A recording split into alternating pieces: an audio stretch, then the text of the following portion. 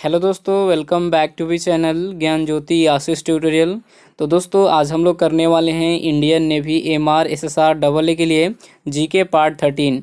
और जैसे कि हमने कल के पार्ट में 12 तक कंप्लीट कर चुके हैं। अगर आपने नहीं देखे हैं तो आप जाके प्लेलिस्ट के माध्यम से देख सकते हैं, ठीक है। तो दोस्तों वीडियो शुरू करने से पहले आपसे बोलना चाहूँगा कि अगर आप चैनल पे नए हैं तो चैनल को सब्सक्राइब कर लीजिएगा, क्योंकि Indian navy MR SSR double A के लिए बेस्ट तरीके से बेस्ट प्रिपरेशन स्टार्ट है, ठीक है। तो चलिए शुरू करते हैं बिना टाइम वेस्ट किए अपने क्लास को। तो दोस्तों कल के पार्ट में हम लोगों ने 125 सवाल तक कंप्लीट किया था। आज करेंगे 126 से, ठीक है। तो देखिए आपके स्क्रीन पे 126 नंबर सवाल है। पंचशील पर भारत व चीन ने कब हस्ताक्षर किए थे? तो आपके सामने चार ऑप्शन हैं। ऑप्शन ए में है 1954, बी में 1956, सी में 1962 और डी में 1960। तो दोस्तों राइट आंसर हो जाएगा 126 का ऑप्शन नंबर ए, यानी कि 1954 में पंचशील पर भारत व चीन ने हस्ताक्षर किए थे, ठीक है। चलिए अब हम बात कर लेते हैं एक्सप्लेनेशन की। पंचशील समझौते पर 29 अप्रैल 1954 को हस्ताक्षर किए गए थे। अब देखिए अगला फैक्ट क्या है। यह समझौता तत्कालीन प्रधानमंत्री जवाहरलाल नेहरू और चीन के पहले प्रीमियर प्रधानमंत्री चाउ एन लाई के बीच हुआ था, ठीक है। अब देखिए आपके एग्जाम्स में सवाल कैसे आएंगे, पूछा जाएगा कि पंचशील समझौता किनके किनके बीच हुआ था, ठीक है। तो आप बोलिएगा भारत और चीन के बीच, ठीक है। अब ये भी आ सकता है कि उस टाइम के जो प्रधानमंत्री थे कौन कौन से लोग थे, तो ये भी आ सकता है। तो पंडित जवाहरलाल नेहरू जी और यहाँ पे चाउ एन लाई के बीच, ठीक है।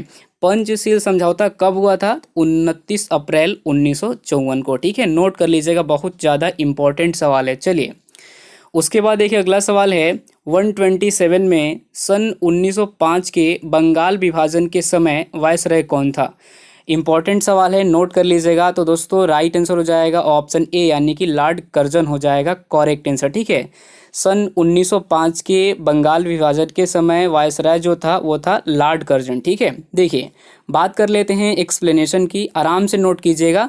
एक और चीज़ की इसका पीडीएफ आपको टेलीग्राम ग्रुप में मिल जाएगा, तो आप जाके वहाँ से डाउनलोड कर लीजिएगा, ठीक है। चलिए अब हम बात कर लेते हैं एक्सप्लेनेशन की। बंगाल विभाजन के समय लॉर्ड कर्जन गवर्नर जनरल था। बंगाल विभाजन को इतिहास में बंग भंग के नाम से भी जाना जाता है, ठीक है। नोट कर लीजिएगा, इंपॉर्टेंट है।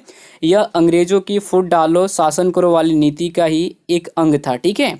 1902 में लॉर्ड कर्जन ने भारतीय विश्वविद्यालय आयोग की नियुक्ति की। ये जितने भी एक्स्ट्रा फैक्ट है बहुत ज़्यादा इंपॉर्टेंट है, नोट कर लीजिएगा। चलिए आगे देखिए 128 में भारत का राष्ट्रीय पशु कौन सा है? इंपॉर्टेंट सवाल है, आपके एग्जाम्स में कई बार पूछे जा चुके हैं, ठीक है। शेर, बाघ, चीता, मोर। राइट आंसर हो जाएगा दोस्तों ऑप्शन नंबर बी, यानी कि बाघ हो जाएगा करेक्ट आंसर, ठीक है। भारत का राष्ट्रीय पशु जो है वो है बाघ, ठीक है। चलिए बात करते हैं एक्सप्लेनेशन की। बाघ भारत का राष्ट्रीय पशु है, ठीक है। सन 1973 में बंगाल टाइगर को राष्ट्रीय पशु घोषित किया गया। इससे पहले शेर भारत का राष्ट्रीय पशु था, ठीक है। कितना इंपॉर्टेंट है, एक्स्ट्रा फैक्ट देख लीजिए आपके स्क्रीन पे है। भारत का जो राष्ट्रीय पशु है बाघ है। वृक्ष आप लोग बताइएगा कि भारत का राष्ट्रीय वृक्ष कौन सा है, पिछली बार ये भी पूछा गया था।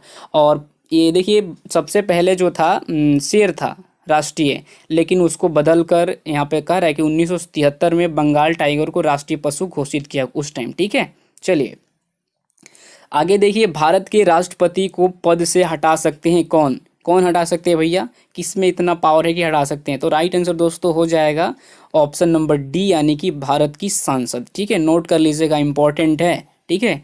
भारत के राष्ट्रपति को पद से हटा सकते हैं कौन? तो हटा सकते हैं भारत की संसद। नोट कर लीजिएगा, इंपॉर्टेंट है, कोई एक्स्ट्रा फैक्ट नहीं। आगे देखिए यहाँ पे भारत का वह कौन सा राज्य है जिसकी सीमाएं 3 देशों के साथ लगती है? इंपॉर्टेंट सवाल है, एग्जाम्स में पूछे गए सवाल है। तो दोस्तों राइट आंसर हो जाएगा ऑप्शन नंबर डी, यानी कि जम्मू कश्मीर हो जाएगा करेक्ट आंसर, ठीक है। चलिए आगे देखिए, आगे अमेरिका के राष्ट्रपति पूछा गया है, तो इसका करेक्ट आंसर हो जाएगा डोनाल्ड ट्रंप। सब लोग को मालूम है कि अमेरिका के जो राष्ट्रपति है डोनाल्ड ट्रंप है। और बात की जाए एक्सप्लेनेशन की, देखिए यहाँ पे डोनाल्ड ट्रंप जन्म 14 जून 1946 को, ठीक है। 9 नवंबर 2016 को संयुक्त राज्य अमेरिका के 45वें राष्ट्रपति हैं। देखिए 9 नवंबर 2016 से इन्होंने मतलब अमेरिका के राष्ट्रपति हैं 45वें, ठीक है। सब मतलब कि फर्स्ट में कौन है आप बता सकते हैं? अमेरिका के फर्स्ट जो राष्ट्रपति हैं वो आप बताइएगा। बहुत महत्वपूर्ण है सवाल, ठीक है, पूछा भी गया था। और जो कि अभी करंट में चल रहे हैं कौन? डोनाल्ड ट्रंप, जो कि 35 मतलब 45वें बने हैं, ठीक है। वे रिपब्लिकन पार्टी से उम्मीदवार थे। ट्रंप का जन्म 14 जून 1946 को किन्स न्यूयॉर्क सिटी में हुआ था, ठीक है। इतना ही इम्पोर्टेंट है, एक्स्ट्रा फैक्ट देख लीजिएगा। चलिए आगे देखिए, भारतीय संविधान में कितने मौलिक अधिकार दिए गए हैं? ये भी सवाल पूछा गया था। मतलब इसमें लगता है कि कम से कम 10 सवाल है, लेकिन इसमें से 7 सवाल एग्जाम्स में पूछे गए हैं, ठीक है। भारतीय संविधान में कितने मौलिक अधिकार है दोस्तों? तो राइट आंसर हो जाएगा इसका ऑप्शन नंबर बी, यानी कि 6। कौन कौन होता है यहाँ पे देख लीजिए, आपके सामने है।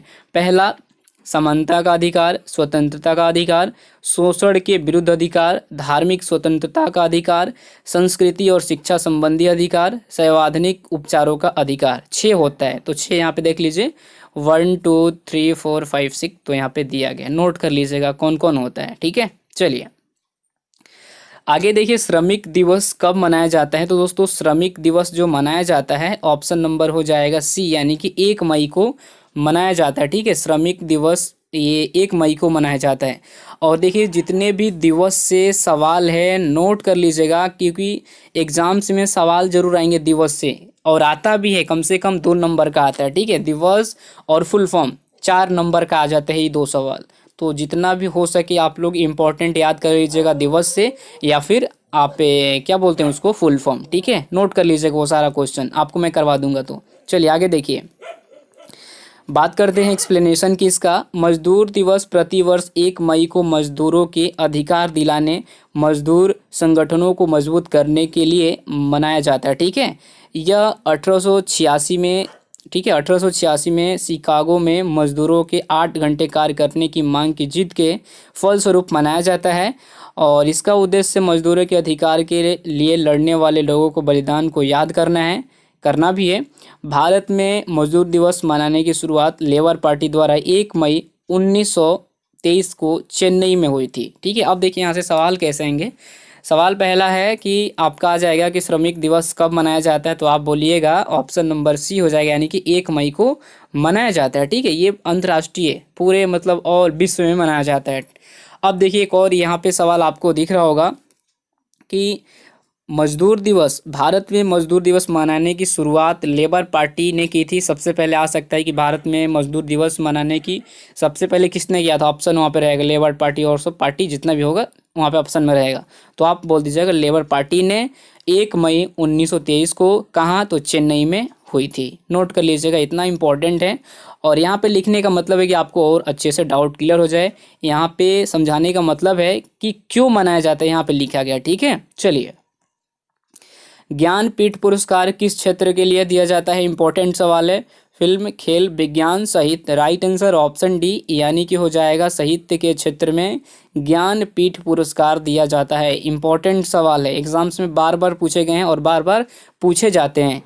बात की जाए एक्सप्लेनेशन की, ज्ञानपीठ पुरस्कार भारतीय ज्ञानपीठ न्यास की ओर से भारतीय साहित्य के लिए दिए जाने वाला सर्वोच्च पुरस्कार है, ठीक है।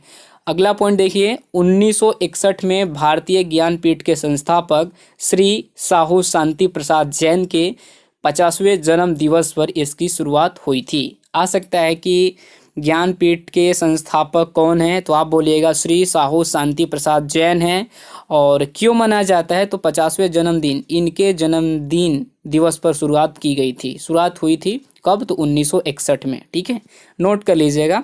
आगे देखिए एक्स्ट्रा फैक्ट है, 1961 के बाद पुरस्कार के स्वरूप का निर्धारण करने के लिए गोष्ठियाँ, यानी कि जिसको बोलते हैं सेमिनार, ठीक है, जिसको इंग्लिश में बोलते हैं सेमिनार होती रही, ठीक है।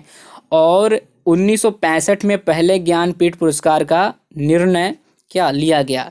बता दें कि साल 1965 में पहले पुरस्कार से जी शंकर कुरूप मलयालम को सम्मानित किया गया, ठीक है। देखिए जो भाषा होता है 22 शायद भाषा होता है। आप किसी भी भाषा में वहाँ पे अगर जानते हैं आप 22 भाषा आपको जानना चाहिए। वहाँ पे बहुत सारा भाषा होता है, हिंदी नहीं, हिंदी है, इंग्लिश, उर्दू, बहुत सारा ऐसा भाषा होता है जो कि बस वहाँ पे 22 भाषा की ही मान्यता प्राप्त दिया गया है। अगर आपको 22 यानी 22 भाषाओं में से किसी का ज्ञान है तो आपको इस मतलब ज्ञानपीठ पुरस्कार प्राप्त करने के लिए आप लायक है। ठीक है, कहने का मतलब यही है। तो देख लीजिए आपके सामने है एक्स्ट्रा फैक्ट। चलिए, पढ़ना है तो और अच्छे से जाके पढ़िएगा, विकीपीडिया सर्च कर लीजिएगा और अच्छे से मिल जाएगा। हम तो इम्पोर्टेंट ही आपको करवाते हैं एग्ज़ाम के दृष्टिकोण से। ज़्यादा हिस्ट्री पढ़ेंगे तो अब देखिए, मान लीजिए हिस्ट्री निकालना है तो इनके बारे में आप निकाल सकते हैं पूरा, जी शंकर कुरूप ये कौन थे, कहाँ से थे, इनकी पढ़ाई, माता पिता। ये तो इतना पढ़ने से कोई फ़ायदा नहीं है, जितना इम्पोर्टेंट है एग्जाम्स के लिए उतना ही हम लोग को पढ़ना है। ठीक है, चलिए आगे देखिए।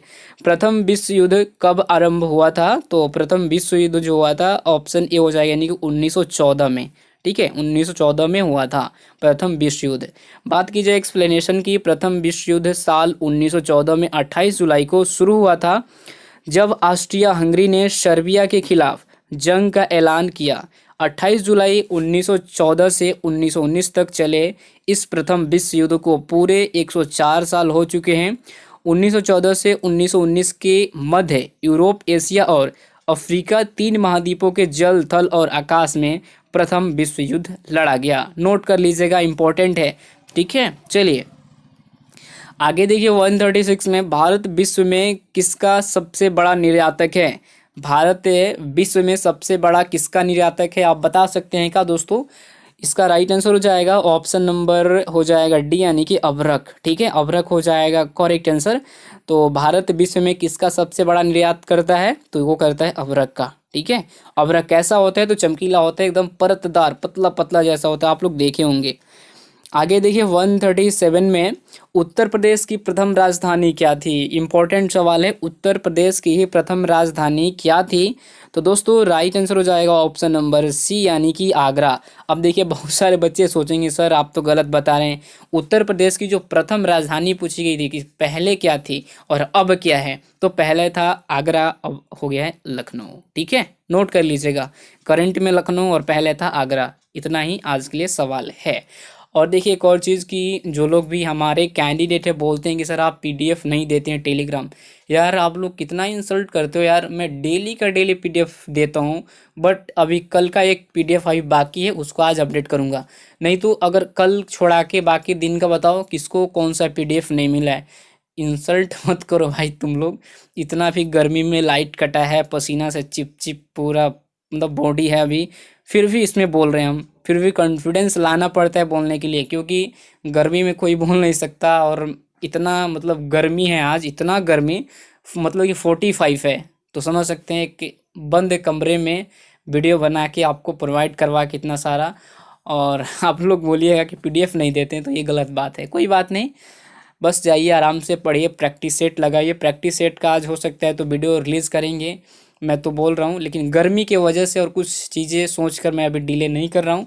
तो थोड़ा सा वेट कीजिए। और जो लोग भी कैंडिडेट बोलते हैं कि सर मुझे बुक लेना है, बुक लेना है, तो थोड़ा सा वेट कर लो। हड़बड़ाना मतलब कि देखिए जल्दीबाजी नहीं करना है आपको, क्योंकि वैकेंसी में भी थोड़ा सा डिले होगा, तो उसके अकॉर्डिंग हम आपको सब चीज़ अपडेट करते रहेंगे। ठीक है, तो बस अभी के लिए इतना ही, मिलते हैं एक और वीडियो में। तब तक के लिए अपना ख्याल रखिएगा। जय हिंद, जय भारत।